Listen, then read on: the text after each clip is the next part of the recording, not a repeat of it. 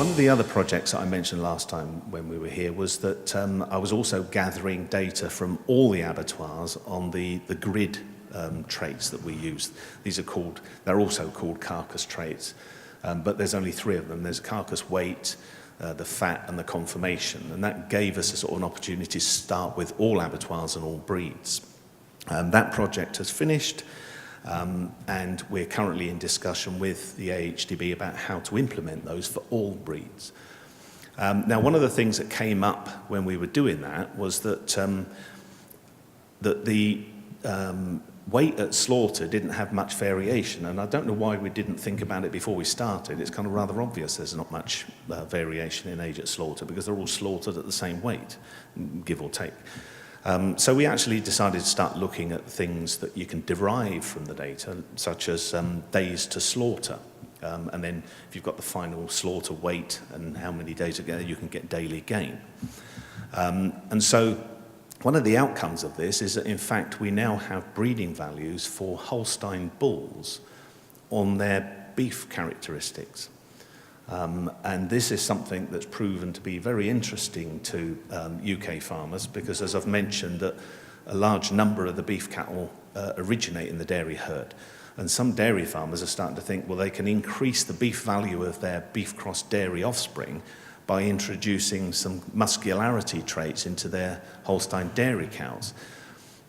Now, the irony of all this is that we did a study to show that actually, for dairy cows that have been selected for increased muscularity, the rate of increase in milk yield declines, but their resilience improves, their general robustness. So a cow that's sort of slightly more muscular actually survives longer, has less mastitis, is more fertile, and so on. So there's a bit of a win-win situation there. I'm talking about a very high-yielding Holstein dairy cow that has had a little bit of selection introduced to select for her own body traits so that she herself becomes more robust. And that's actually proving to be very useful and interesting. I won't dwell on this particular graph too much because this is the results of the carcass trait evaluations, and this is the carcass weight EBV by breeds. You probably can't see it. I can't see it from here anyway. But what it does show you is that the bars above the line, they're for the kind of continental breeds. You know, they're bigger and heavier, like the Charolais, Limousin, and so on. The ones below the line, particularly the one that's the lowest, that's for like the Highland cattle and things, you know, they're very small and so on. What it shows us is that the process works. And the same is true when we look at slaughter age, that there are some that are better than others, that they're slaughtered quicker, but the variation drops a lot. The most important thing about this, you can see from the error bars, is that there's as much variation within breed as across breed.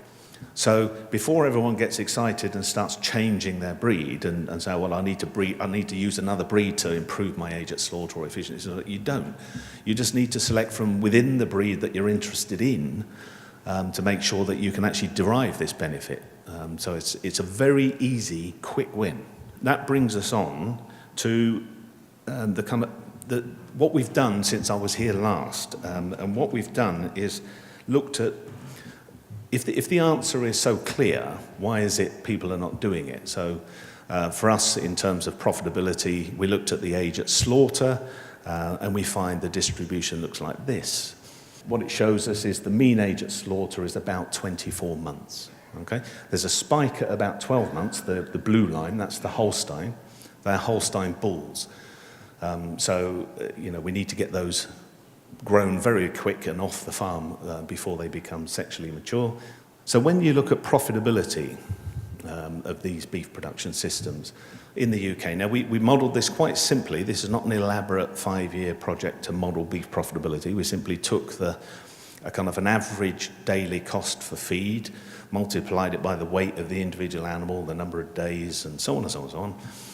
So relatively straightforward, but you know there are millions of records, and they're at the individual animal level.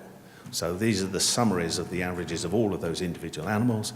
And what it shows you, if you look at the blue line, the Holstein, that profitability remains positive to about 550 days, and then it goes negative.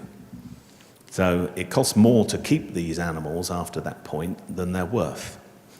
Now, the situation is better for the Limousins and the Limousin crosses because the point at which they go negative is further to the right, i.e. you can keep them longer before you start losing money. But for me, the interesting point here is if I were anywhere on this line to the right, I'd be interested to know how I can go towards the left. And that's the point that we're driving at in the UK now. The message that we're looking at is how we can encourage farmers to reduce the age at slaughter to increase their profitability. The interesting thing here, though, is that all breeds were most profitable on a 12-month system. Okay, the bars on the left, doesn't matter if it's a Holstein cross, or a Limousin, the most profitable point is to slaughter them at 12 months of age if they, when they reach the right weight. Now this here doesn't account for the purchase price. Okay, this just says, if I've been given the animal, how long can I keep going before I start losing money? The situation gets an awful lot worse when you actually have to pay for the calf. By the time you've paid a lot of money for the calf, you need to get it off even quicker. The people who make the most money out of beef in the UK are currently dairy farmers, because the price of a Belgian Blue Cross Holstein is about 400 quid at 12 weeks. And if you bought one of those as a beef producer, you have absolutely no chance in hell of making any money out of it. Yes, I know.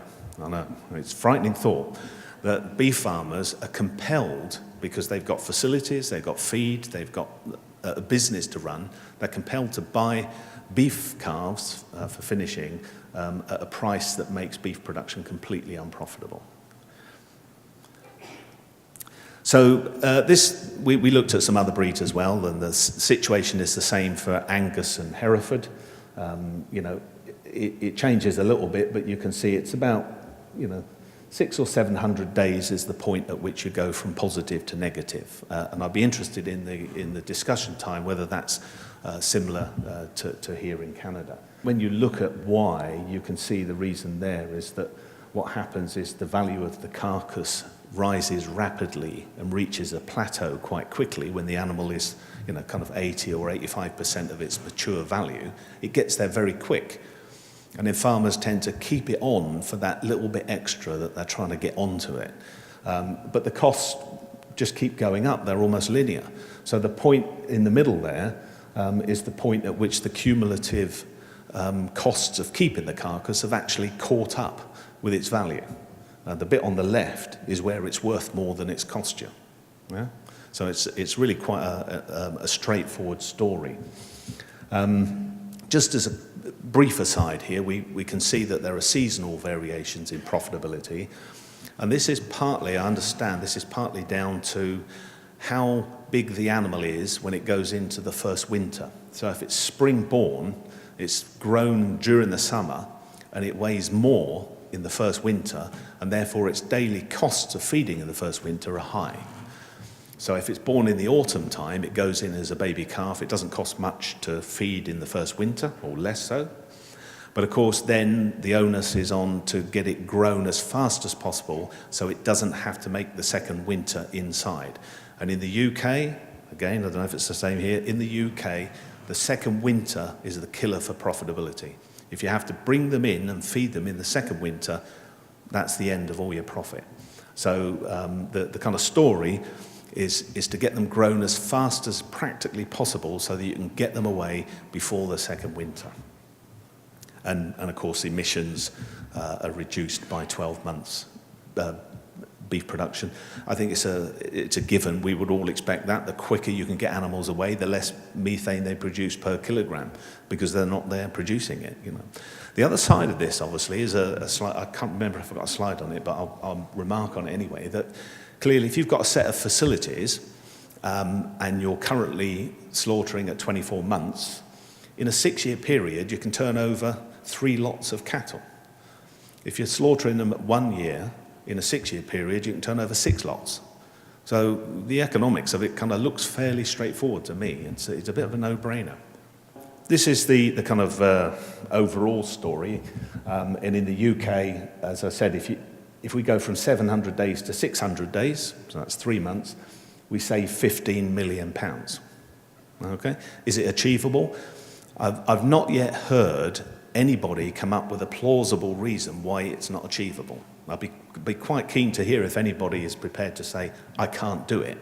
But if you're prepared to accept it, if you can reduce the age at slaughter, in this case by 3 months, but on your own farm by a month, you'll be quids in. And of course, you know, in terms of emissions, it's half of the emissions. Again, it's logical that if the animals are got rid of quicker, the emissions are reduced. So it's a really powerful story. So on carcass traits, we've got the potential to improve profitability, improve productivity, and reduce emissions.